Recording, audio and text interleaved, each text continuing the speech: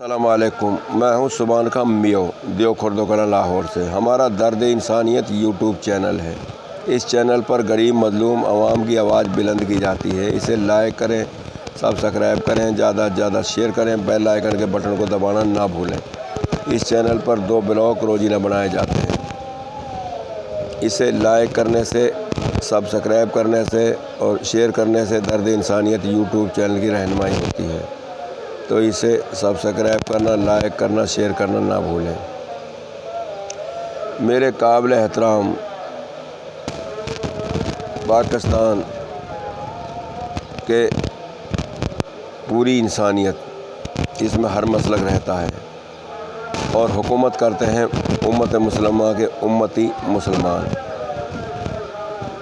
اور جو بھی یہ عہدے ہیں جن پہ سرکاری طور پر بیٹھا جاتا ہے، ان پہ حلف دے کر بیٹھا جاتا ہے، اور حلف نبی کریم صلی اللہ علیہ وسلم کی قسم اٹھائی جاتی ہے۔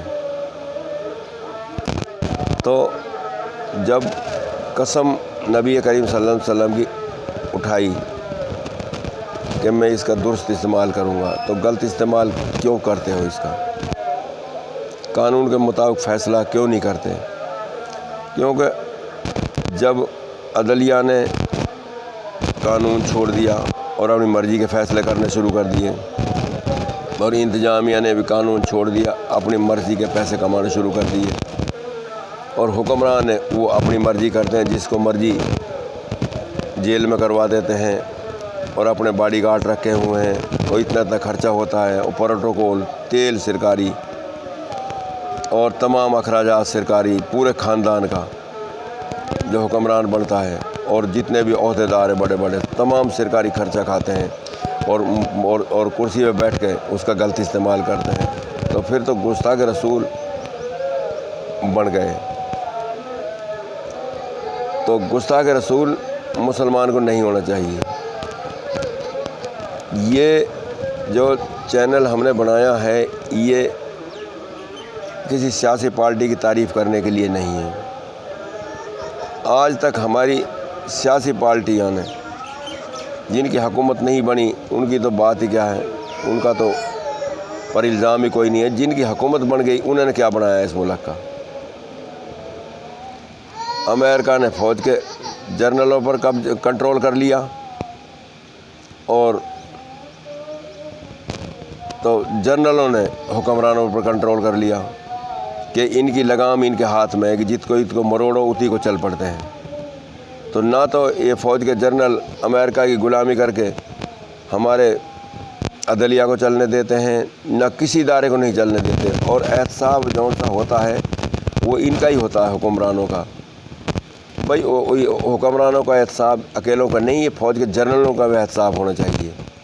لیکن یہ فوج کے جنرلوں کا احتساب جب ہوگا، جنرل ہو، کرنل ہو، بریگیڈیئر ہو، کوئی بھی ہے جس نے اتنے بڑے فارم ہاؤس بنائے ہوئے ہیں، انہوں نے اپنے گھر سے بنائے ہوئے ہیں، ملک لوٹ کے بنائے ہیں، اور اپنی طاقت کو استعمال کرتے ہیں۔ یہ طاقت اللہ کے علاوہ کسی کے پاس نہیں ہے۔ اگر اتنی بڑی طاقت ہے تو موت سے بچ کے دکھائیں، اور لمبی زندگی لے کر دکھائیں، جتنی مطلب ہے کہ اللہ نے مقرر کی ہے، اس سے ہٹ کے زندگی نہیں ملے گی۔ تو اس لیے ہمارا کہنا ہے کہ ایسا احتساب کیا جائے کہ جس میں برابر کا ہو، کسی کے ساتھ جرم نہ ہو۔ ایسا احتساب نہیں ہونا چاہیے جیسے نیب نے کیا۔ یہ احتساب نہیں تھا، یہ تو فراڈ تھا، یہ تو نیب نے بھی لوٹا۔ ان کی نیب والوں کو بھی انکوائری ہونی چاہیے، سب کی ہونی چاہیے۔ جب سب کی انکوائری ہوگا تو ملک کاروباری بنے گا اور ترقی یافتہ بنے گا۔ اور اس میں جو فری میں بجلی بالتے ہیں، گیس بالتے ہیں، وہ نہیں بال سکتے سرکاری ملازم جو مفت میں سب کچھ استعمال کرتے ہیں، اور ٹیکس بھی لیتے ہیں، اور ٹیکسوں کو کھاتے ہیں۔ ایسا نہیں ہونا چاہیے۔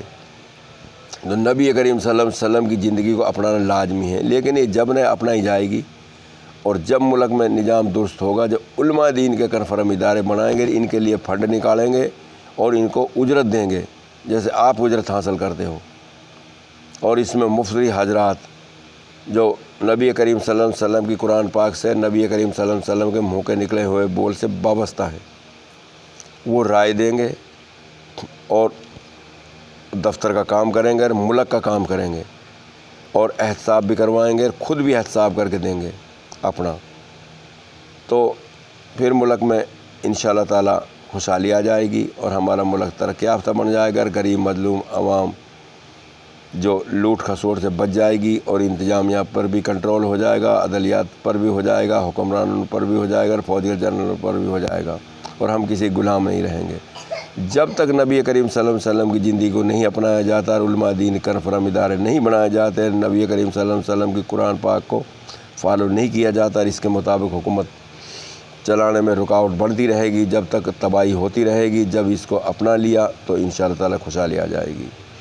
تو بھائی موت کے بعد دو ہی راستے ہیں، ایک جنت کا ہے اور ایک جہنم کا ہے۔